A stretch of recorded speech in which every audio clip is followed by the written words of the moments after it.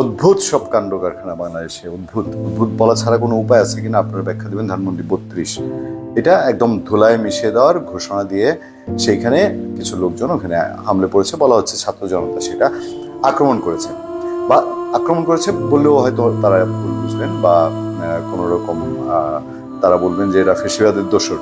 আমি একটা খবর আপনাদের সামনে একটু পড়ি, আপনারা আপনাদের বিবেচনায় বলবেন যে ঘটনাগুলো কি ঘটছে এবং কতটুকু এটা গ্রহণযোগ্য। 5 আগস্টে হলে মেনে নেওয়া যেত।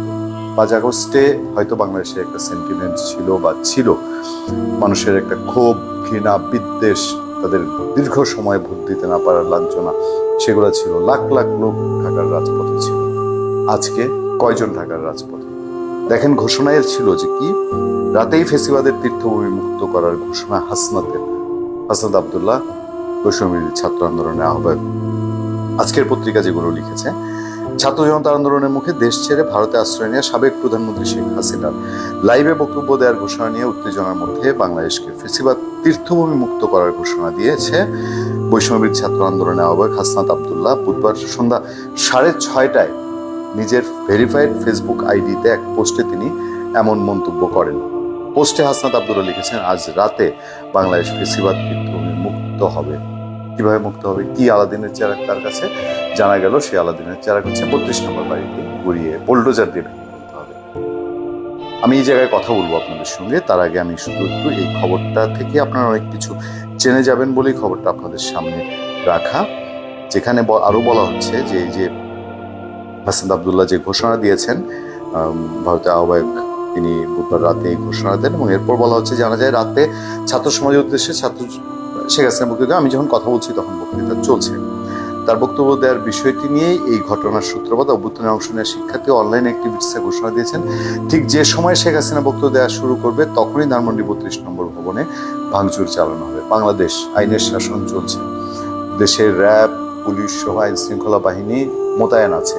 সেই সময়ে রাজধানী ঢাকার একদম প্রাণ কেন্দ্রে একটি বাড়ি ভেঙে ফেলা হবে। ভাইরাস শেখ হাসিনার বিচার, আওয়ামী লীগের বিচার, আওয়ামী লীগের যারা কালপিট তাদের প্রত্যেকের বিচার প্রক্রিয়া চলছে, সেই বিচারটা নিজের হাতে তুলে নেয়া কিনা। সোশ্যাল মিডিয়া একদম তোলপাড়, ঢুকলেই আপনারা দেখবেন। এই কর্মসূচি রাত 9টায় দিয়ে পরে আবার এটা এগিয়ে এনে রাত 8টায় করা হয়েছে। হাসনাত আব্দুল্লাহর পোস্টের কমেন্ট একটা তুলে ধরা হয়েছে। কমেন্টে একজন বলছে যে আজ রাত 9:32 12টা বাজাবে 36-এর জনতা।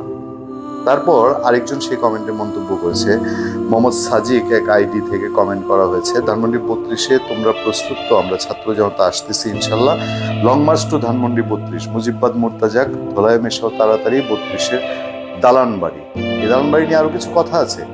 তারপরে তিলোত্তমা পানকৌড়ি নামের আরেকটা আইডি থেকে বলা হচ্ছে, এত ডর করে তোমার পুরে ছাই হয়ে যাওয়া একটা বাড়িকে ডর পুকদের দিয়ে রাজনীতি হয় না, জানো তো।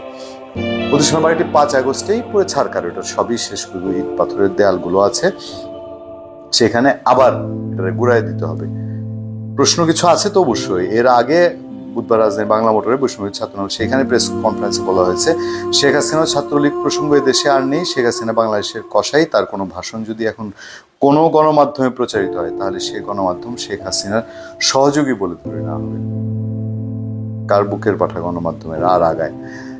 সমালোচনার প্রশ্নোত্তর পর্বে 5 আগস্টের পর শেখ হাসিনা ছাত্রলীগ চ্যাপ্টার ক্লোজ, এই বক্তব্য করেছে হাসনাত আব্দুল্লাহ।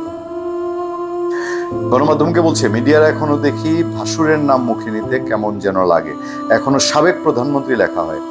উনি কি সাবেক নাকি ফেসিবাদের বুচার অব দিস মাদারল্যান্ড? তিনি এই বাংলাদেশের বুচার, মানে কসাই।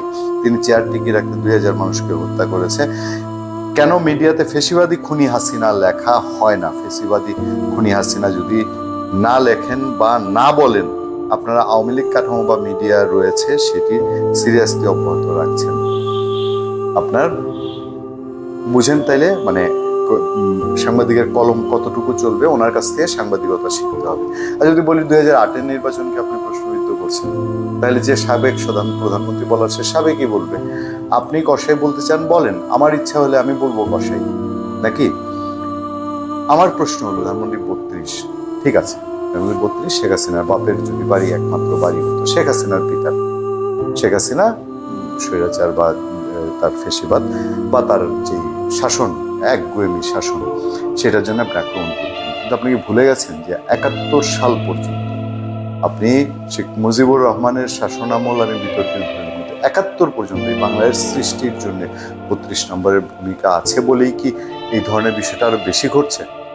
পুলিশ, র্যাব, সেনাবাহিনী সব রেখে ঢাকা শহরে এটা হবে, একটা ট্রাইব্যুনাল চলছে। তাহলে আপনি কি আপনার সেটার উপরে আস্থা রাখতে পারছেন না? ট্রাইব্যুনালের উপরে দেশের বিচার ব্যবস্থা কোনো কিছু এখন বৈষম্যবিরোধী ছাত্র আন্দোলনের কোনো কর্মসূচি ছিল না, তাদের এটা কোনো চলমান প্রক্রিয়া না, সে যে হ্যাঁ এইভাবে আগাচ্ছে সেখানে বাধার সম্মুখীন হয়েছে। শুধু ভিনদেশ থেকে আওয়ামী লীগের সভাপতি শেখ হাসিনা সাহেব প্রধানমন্ত্রী ভাষণ দিবে, এইটুকুই যদি এই রূপ ধারণ করে 32 ভাঙতে হয়, তাহলে কত দূর আপনাদের যাত্রা? 1 নাম্বার। 2 নাম্বার হলো, ওই যে বললাম লাখ লাখ লোক নেমে এসেছিল 5 আগস্টে, এখন শাহবাগ এবং 32 নম্বরে আপনি কতজনকে সাথে পাচ্ছেন? একবার কি পেছন ফিরে তাকিয়ে দেখেছেন কতজন আছে?